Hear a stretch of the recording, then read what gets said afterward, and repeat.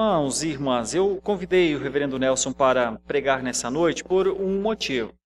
Reverendo Nelson, eu me lembro quando eu cheguei aqui em 2013, da sua maneira afável de receber, e eu tenho uma alegria muito grande por ter caminhado com o reverendo Nelson nesse tempo. Ele era seminarista ainda, assim que ele formou, nós já planejamos a continuidade para trabalharmos juntos, e ele foi para a nossa congregação no Grajaú.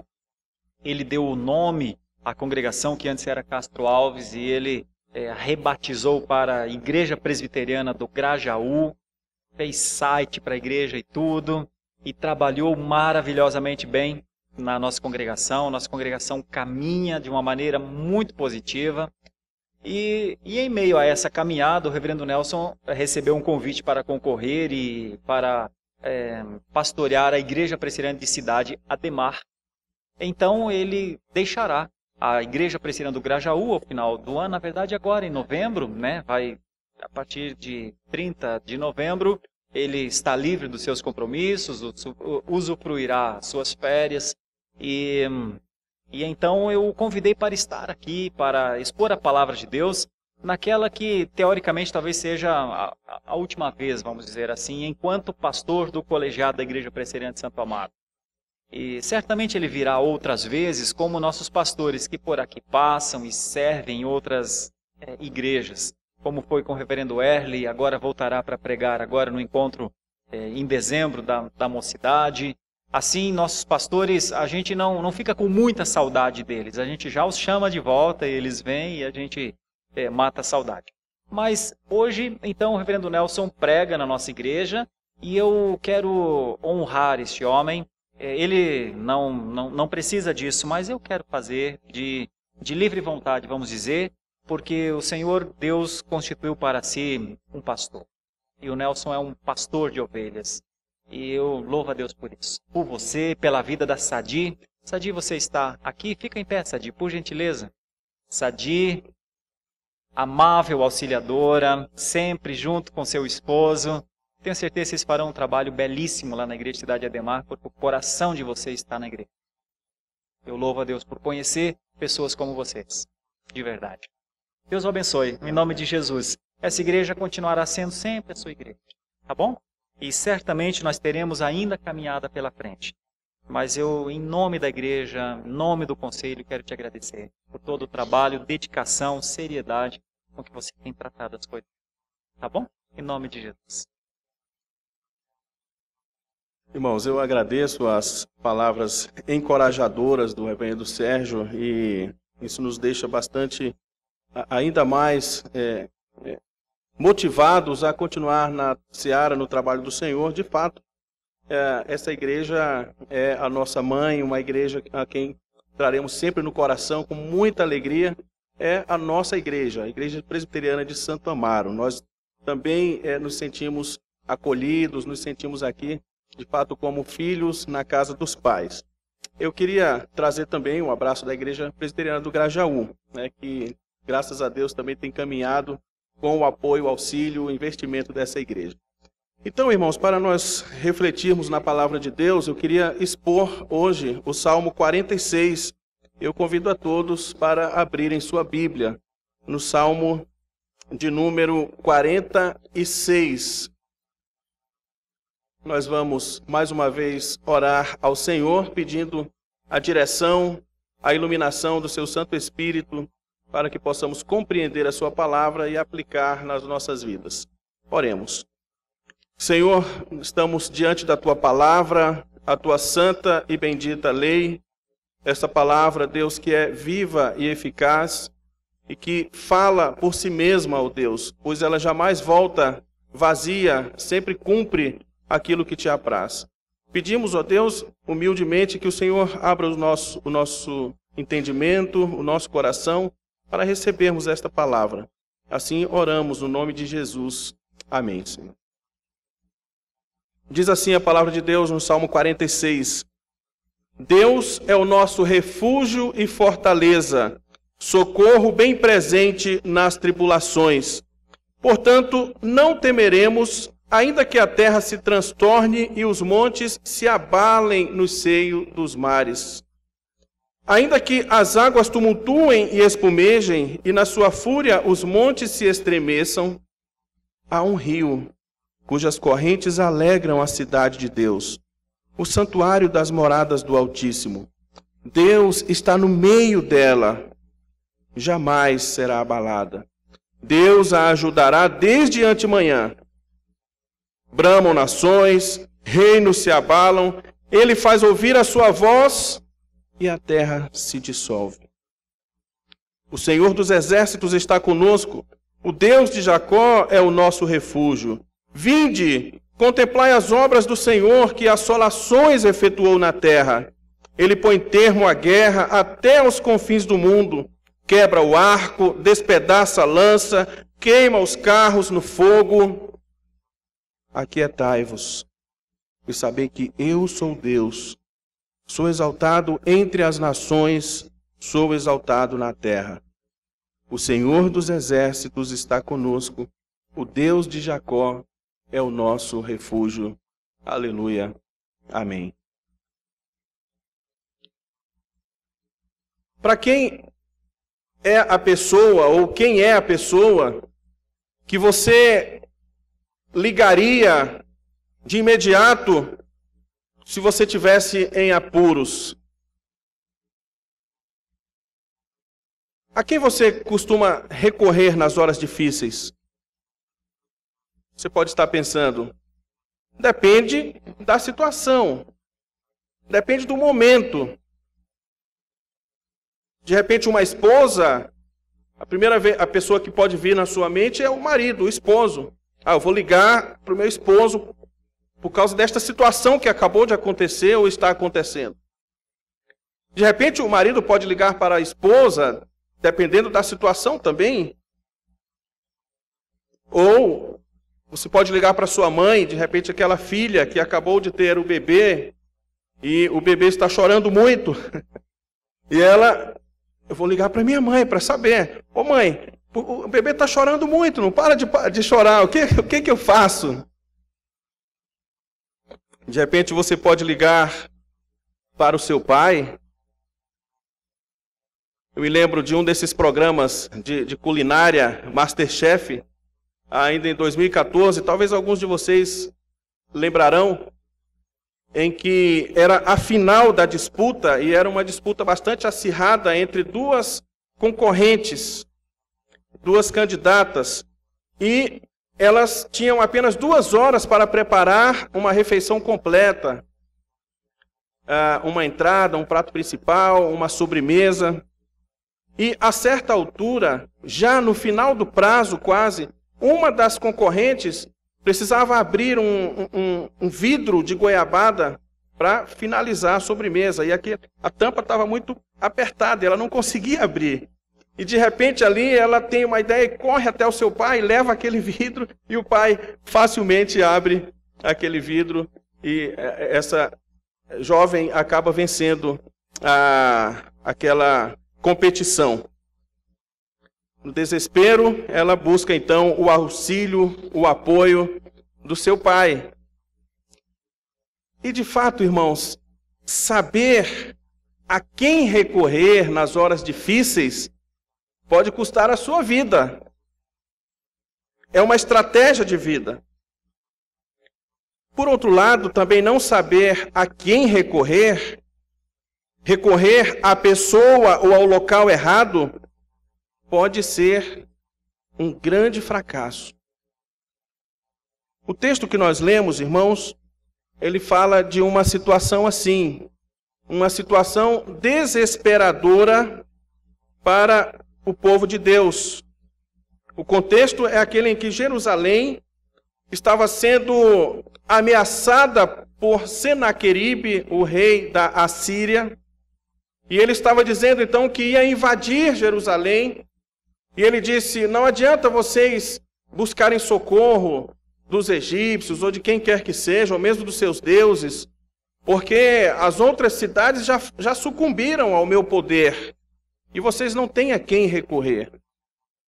E o rei Ezequias, então, apresenta essa situação diante de Deus, E Deus, de uma maneira milagrosa, maravilhosa, livra o seu povo do poderio de Senaqueribe. Se você observar o verso 1, diz assim: Deus é o nosso refúgio e fortaleza. O que mais precisamos, irmãos, no momento do tumulto, no momento da correria, do sufoco, do caos, da angústia, é de um local seguro. É de um local em que nós possamos nos abrigar. É de um local onde nós estejamos seguros de tudo que possa nos atingir. Mas às vezes, saber buscar o abrigo justamente aonde devemos buscar é um desafio, porque nem sempre nós sabemos fazer isso. E muitas vezes buscamos em lugares errados. Por exemplo, ainda esse ano, talvez alguns de vocês lembrarão daquele passeio de 12 jovens que estavam com o seu treinador de futebol. Isso aconteceu na Tailândia. Eles foram fazer um passeio rápido em uma caverna, porque eles teriam depois que voltar para um compromisso. E de repente começou a chover. E eles, então, poderiam ter saído logo daquela caverna, mas eles acharam que, indo mais para o interior da caverna, estariam seguros. Acontece que a chuva inundou as saídas, digamos assim, as portas de saída, de forma que eles ficaram presos ali durante 9 dias. Foram resgatados, de fato, por um milagre. Então, quando eles acreditavam que estavam buscando um refúgio seguro, um local seguro para se abrigarem, na verdade eles estavam ainda mais se colocando em situação difícil, de risco e talvez até de morte. É por isso, irmãos, que Provérbios capítulo 14, verso 12, nos diz que há caminhos que ao homem parece direito, mas afinal são caminhos de morte.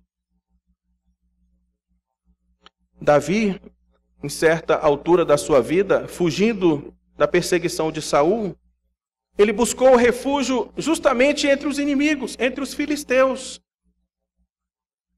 E depois os próprios filisteus expulsaram Davi de entre eles. Davi, então, estava desorientado com relação à sua fé e com relação a quem é o seu verdadeiro abrigo. E às vezes nós fazemos isso também, irmãos. Quando estamos desorientados da nossa fé, da palavra de Deus, de quem é o nosso verdadeiro refúgio, acabamos buscando refúgio aonde não deveríamos. E Davi aprendeu isso, essa lição. O Salmo 118, de versos 8 a 9, nos mostram que ele diz o seguinte: melhor é buscar refúgio no Senhor do que confiar no homem. Melhor é buscar refúgio no Senhor do que confiar em príncipes. Ele aprendeu isso. Os versos 2 e 3 nos trazem algo bastante assustador, irmãos, quando diz o seguinte: portanto, não temeremos, ainda que a terra se transtorne e os montes se abalem no seio dos mares. Ainda que as águas tumultuem e espumejem e na sua fúria os montes se estremeçam. Eu não sei quantos de vocês aqui já viajaram de navio e a sensação é bastante estranha, porque o navio tem aquele balançado natural por causa das ondas, enfim, e você não se sente seguro. Você já fica logo querendo sair dali e colocar os pés em terra firme, como chamamos. Mas mesmo depois que você sai do navio, o seu corpo ainda continua sentindo aquele embalo e até precisa passar um tempo para que você então se sinta agora firmado em uma terra firme. Mas por mais que nós sintamos que estamos seguros com os pés no chão, o salmista, irmãos, nos diz que mesmo a terra não tem tanta estabilidade como pensamos ter. Porque há momentos em que a própria terra treme. há momentos em que a terra se abala. Observe aqui então a progressão das catástrofes. A terra se move, os montes se estremecem no meio dos mares, as águas se agitam, gerando ondas gigantes. Essas ondas fazem com que os montes se estremeçam novamente. São reações em cadeia. Às vezes nós nos encontramos assim, irmãos. É um tumulto depois do outro. É um abalo depois do outro. É uma notícia de uma enfermidade, é um resultado de um exame, é uma dispensa no trabalho. E às vezes as coisas parecem que se avolumam. E nós nos vemos assim. Aquilo que nós colocávamos a nossa confiança, a nossa esperança, onde nós achávamos que estávamos seguros, de repente se mostram que não há segurança.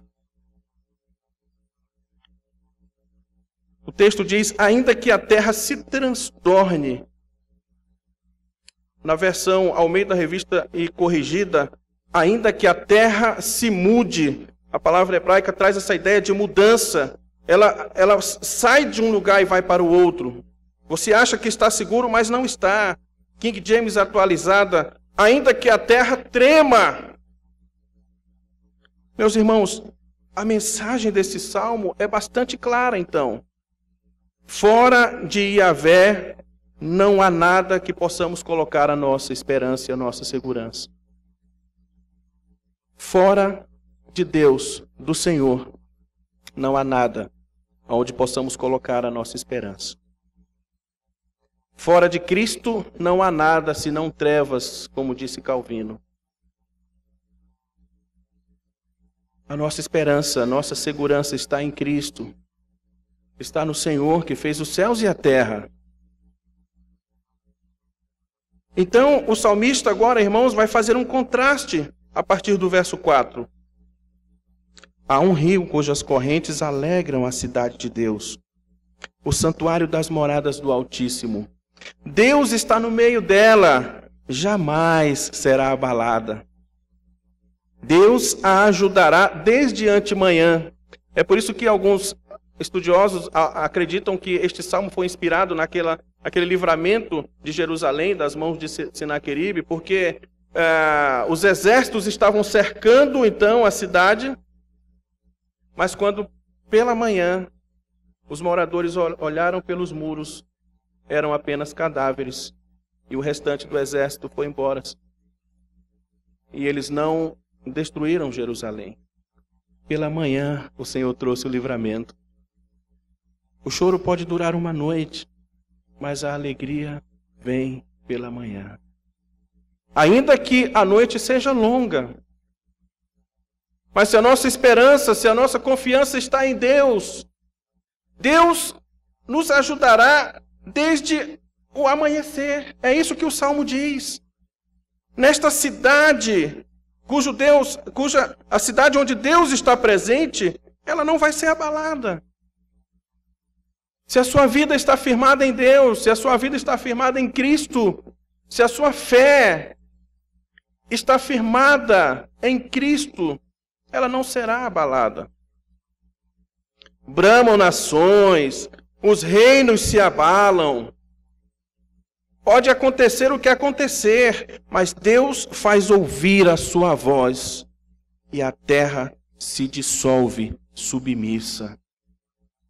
Ela se rende, ela se curva, ela obedece à voz do Criador, daquele que tem todo o poder, daquele que sustenta nas suas mãos as colunas da terra.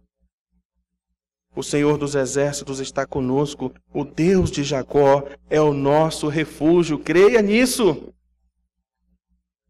Não coloque a sua esperança, a sua confiança naquilo que, de fato, não é seguro. Perceba o contraste aqui, então, irmãos. Por um lado, nós temos a terra tremendo e o mar revolto. Por outro lado, nós temos uma cidade tranquila. É o santuário das moradas do Altíssimo. O próprio Deus está no meio dela, por isso jamais será abalada. Deus, o nosso Senhor Jesus Cristo, aquele que habitou entre nós, se fez carne e Ele habitou entre nós. E vimos a sua glória, a glória como do unigênito do Pai. O Senhor está conosco, Cristo está no nosso meio. Nós podemos então nos apegar a Ele com fé e confiança. Esse contraste então, irmãos, revela dois tipos de pessoas.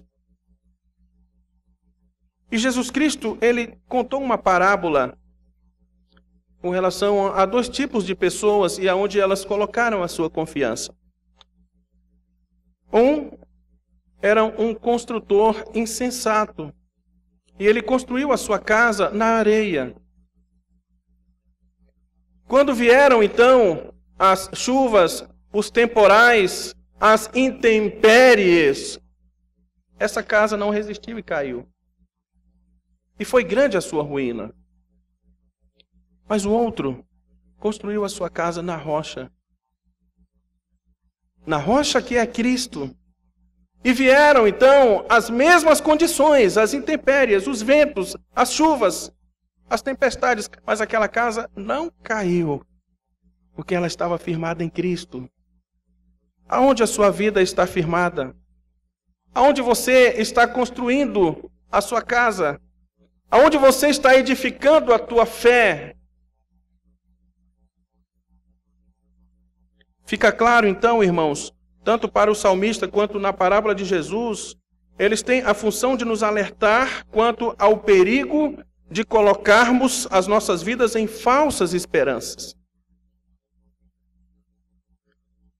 A primeira lição que esse salmo nos traz, então, é que fora de Yahvé, fora de Deus, não há nenhum outro local seguro. A segunda lição aqui, irmãos, é que o texto nos alerta para não colocarmos as nossas vidas em falsas esperanças. Muitos colocam as suas esperanças na instabilidade das riquezas, e Jesus falou sobre isso. Muitos colocam a sua esperança numa boa aposentadoria. Muitos colocam a sua esperança num bom emprego. Muitos colocam a sua confiança nos muros da sua casa ou do seu condomínio. Muitos colocam a sua confiança nas pessoas. E de repente você pode estar pensando aqui, mas eu não sou rico. Quando Jesus adverte, então, aquelas pessoas a não colocarem a sua confiança na instabilidade das riquezas, você pode falar, mas então ele não está falando para mim? Porque eu sou uma daquelas milhares de pessoas que saíram da pobreza e eu continuei. Eu não tenho como colocar minha esperança nas riquezas porque eu não sou rico. Mas há outras tábuas de salvação onde você pode colocar a sua esperança, e essa passagem nos ensina que não há nada além de Cristo aonde possamos colocar a nossa confiança. E eu estou falando aqui, irmãos, no plano da eternidade. No plano da eternidade, porque sim, é possível que você que é um cristão, que já se converteu, já teve a vida, já teve o coração regenerado, transformado, é um crente, mas é possível que você passe grande parte da sua vida desatento quanto à eternidade, olhando apenas para o plano material, e aí achando sim que a sua vida está segura, precisa olhar novamente para o plano celeste. Veja que o Salmo ele está em dois planos, um plano terreno e um plano celestial. Há uma cidade que não pode ser abalada. É nesta cidade que nós devemos colocar a nossa esperança e a nossa fé. O Senhor Jesus Cristo falou a respeito disso também, quando ele contou uma parábola de um homem, isso está em Lucas capítulo 12, um homem que se tornou muito próspero e a sua fazenda as suas plantações, elas prosperaram muito. E ele destruiu os antigos celeiros, porque já não cabiam mais tanto alimento, e ele construiu outros celeiros ainda maiores. E ele disse para si mesmo, para a sua própria alma. E ele disse, agora, minha alma, tens em abundância, come, bebe, regala-te. Mas Deus lhe disse, louco, esta noite te pedirão a tua alma. E o que tens preparado, para quem será? Você está seguro da sua salvação? Então, o salmista está a te fazer um convite. Olha o verso 8 em diante. Vinde, contemplai as obras do Senhor, que assolações efetuou na terra. Ele põe termo à guerra até aos confins do mundo. Quebra o arco, despedaça a lança e queima os carros no fogo. Ou seja, tudo aquilo que está tramando contra a sua vida, isso de nada valerá, isso não prosperará, porque a sua vida não estará segura em artifícios, a sua vida não estará segura em falsas esperanças, mas naquela cidade que não será abalada. Então, Deus, ele quebra todos esses aparatos bélicos. Como disse também o apóstolo Paulo, quem intentará acusação contra os eleitos de Deus? É Deus quem os justifica. Ninguém os condenará. Nada poderá nos separar do amor de Deus, nem altura, nem profundidade, nem anjos, nem principados, nem potestade, nem as coisas do presente, nem do porvir. Nada poderá nos separar do amor de Deus, que está em Cristo Jesus, nosso Senhor. Se a minha vida está segura nas mãos de Deus, Ele quebrará todos estes artifícios. E aí é por isso que Ele então nos diz, aquietai-vos e sabei que eu sou Deus. Conheçam-me, é o que Ele está dizendo. Eu sou exaltado entre as nações, eu sou exaltado na terra. E aí o salmista responde, o Senhor dos exércitos está conosco, o Deus de Jacó é o nosso refúgio. É a nossa cidade segura, é a nossa fortaleza. Isso nos faz lembrar, irmãos, de Lutero. Nós estamos também no mês da Reforma e nos faz lembrar também, irmãos, de Lutero na Dieta de Worms, quando teve que se apresentar, então, diante daquelas autoridades e do próprio imperador Carlos V, e onde ele foi, então, instado a negar as suas convicções.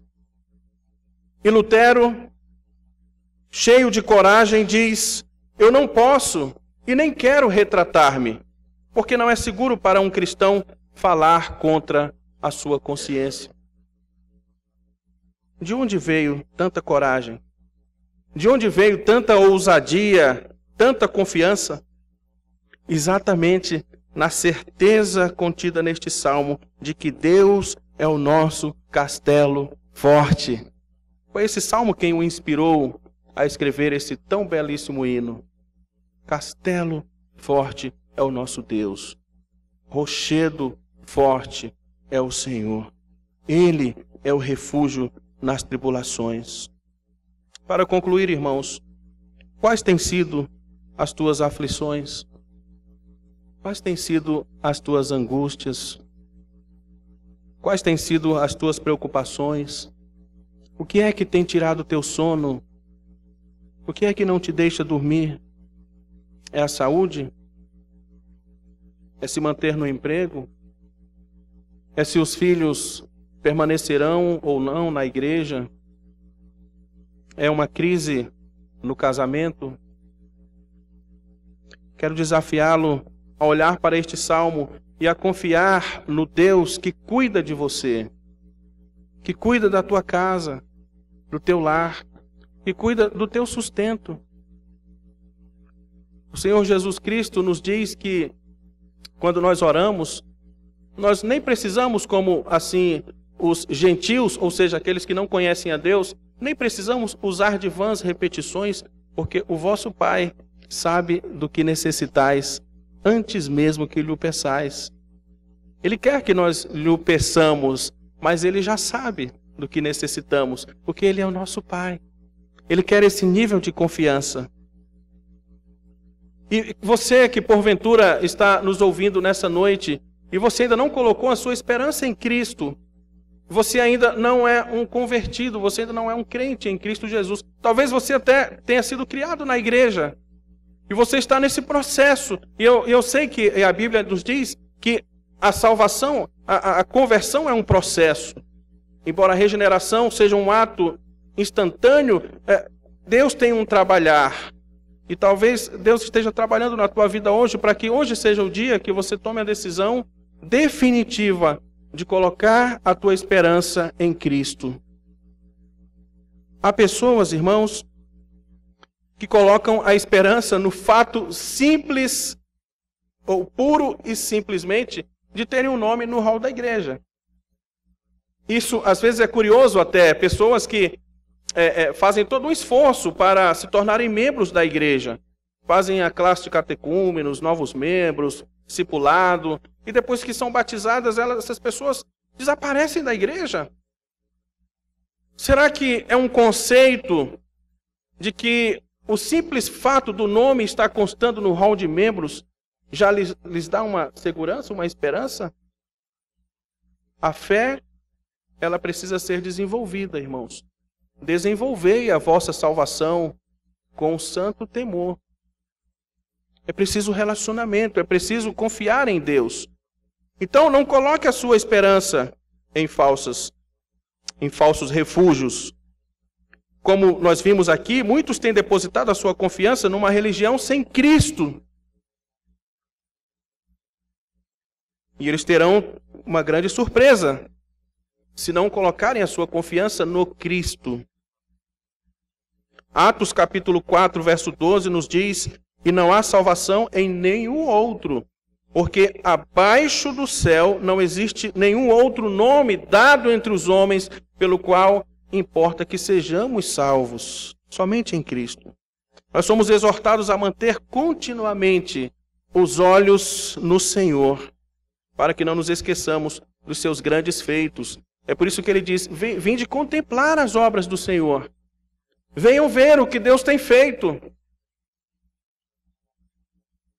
Queria aplicar então, irmãos, dizendo para que você se lembre, nos momentos da angústia, que nós temos a quem recorrer. Deus se apresenta a você como um refúgio seguro, como uma torre forte.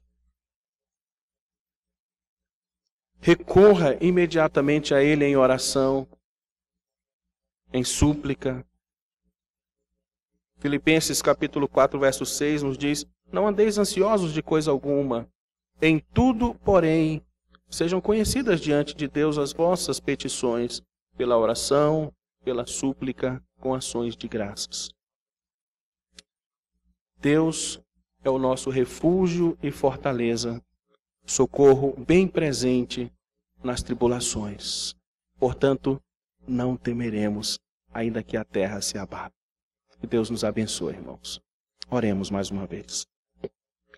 Senhor, nós queremos te louvar, te bendizer e te exaltar, ó Deus, porque o Senhor traz ao nosso coração, ó Pai, essa exortação para que nós nos aquietemos e saibamos que Tu és Deus, que Tu tens o domínio de tudo, controle de todas as coisas. Nada escapa ao Teu olhar escrutinador. Nada escapa, ó Deus, ao Teu braço forte, à Tua mão poderosa. Nós estamos seguros em Ti, ó Pai. E a nossa oração, ó Pai, é que permaneçamos seguros e permaneçamos olhando para o autor e consumador da nossa fé, Jesus Cristo. E jamais venhamos, ó Deus, a colocar a nossa esperança e a nossa confiança em falsos refúgios, mas somente no Senhor. Abençoa a Tua igreja, aqueles, ó Deus, que enfrentam lutas, de repente no casamento. Ó Deus, vem com o Teu poder, ó Deus, restaura, ó Pai, em nome de Jesus, a enfermidade, ó Deus, o Senhor venha com a Tua cura. Ó Deus, aquele filho que está se rebelando, que o Senhor, ó Deus, fale ao seu coração para que ele volte-se para o Senhor, para que ele confie no Senhor, ó Deus. Ó Deus amado, aquele irmão que está preocupado, porventura desempregado, que o Senhor, ó Pai, lhe abra uma porta de emprego. Mas que todos nós, ó Pai, confiemos então a nossa vida inteiramente a Ti. Como disse o Teu servo o apóstolo Paulo, quer tendo muito, quer tendo pouco, quer estando em abundância ou em escassez, que possamos confiar no Senhor e tudo posso naquele que nos fortalece. Assim nós oramos em nome de Jesus. Amém.